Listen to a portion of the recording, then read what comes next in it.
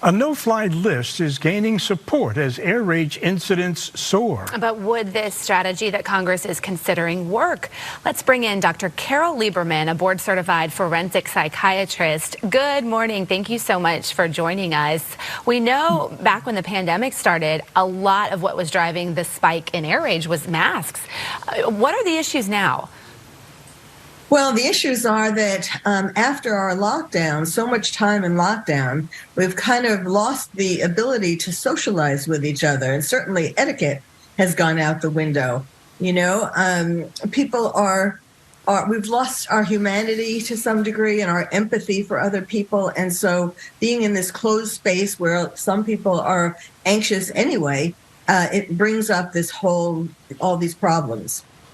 Now, fines have been proposed, now the no-fly list.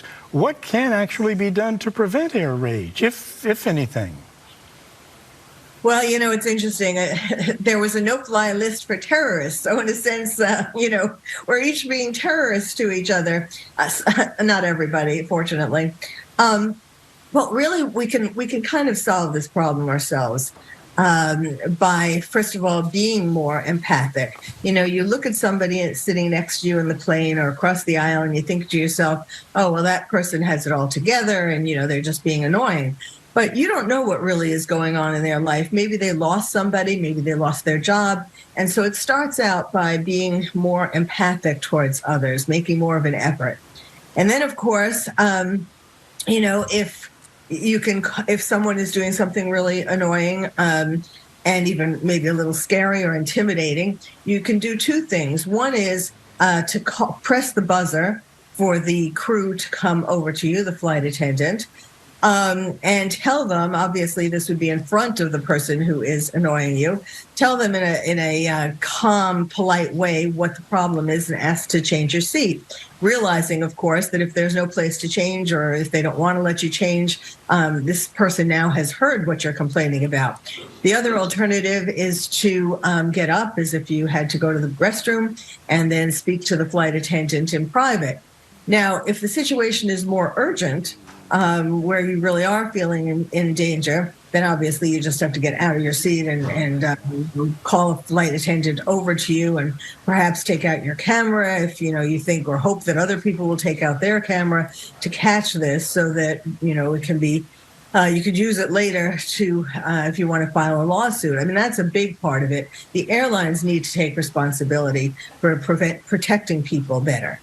So there are, a lot of people who think there should be zero tolerance for anybody who disrupts a flight. What is your opinion on that, on a no-fly list for anyone who is charged and ultimately convicted with a crime related to air rage? Well, I think it depends just how serious the crime is. I mean, first of all, if the person is drunk or if they are argumentative, you know, very aggressively argumentative, then the best thing to do is not to engage with them altogether. If they're invading your personal space, which is like the typical thing that happens, sort of the least dangerous, really. But our instinct is to push back, you know, is to elbow them back or spread our belongings back. But, you know, we really don't, that's not a great thing to do either.